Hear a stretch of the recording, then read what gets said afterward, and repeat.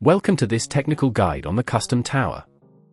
We are Kelatos Informatica, specialists in technical repair. We collect your device from your doorstep, carry out a free diagnosis, and send you a quote before any repair.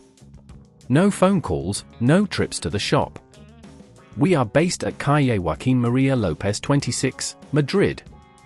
Convenient, transparent and professional. Link in the description. Many users face a common issue with their custom towers running too hot. This overheating can be caused by inadequate cooling, dust buildup, or failing components. If left unaddressed, it can lead to serious damage, potentially shortening the life of your hardware and affecting performance. To tackle this problem, you will need a few tools and materials: a screwdriver set, thermal paste, a can of compressed air, and a soft cloth. Now, let's dive into the step-by-step repair process. First, ensure the custom tower is turned off and unplugged. It's crucial to work in a static-free environment. Carefully remove the side panel of the tower by unscrewing the screws at the back. Once the panel is off, visually inspect the components, particularly the heatsink and CPU fan, as these are often the culprits of overheating. If you notice a significant amount of dust, it's time to clean it out.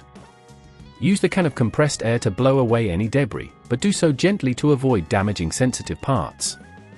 Next, if you determine that the heatsink needs replacing, locate the screws that secure it to the motherboard and unscrew them. Be careful to apply a steady amount of force to avoid stripping the screws. Once you've removed the screws, gently lift the heatsink off the CPU.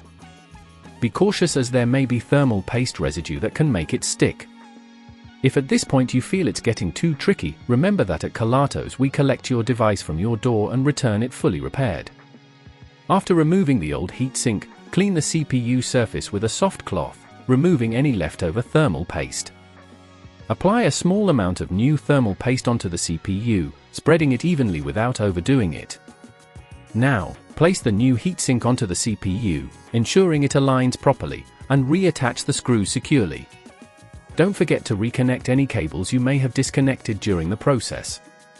Once everything is back in place, replace the side panel of the tower and screw it back on. Before you plug your tower back in, double-check that all connections are secure and that there are no loose cables. Afterward, power it on and monitor the temperatures to ensure the fix has worked. To prevent this issue from recurring, regularly clean your tower and ensure that it's well ventilated. Consider using dust filters and check that the fans are functioning optimally. If you'd rather not risk damaging your device, at Kelatos we collect, repair and deliver back to your door anywhere in the UK. Link in the description.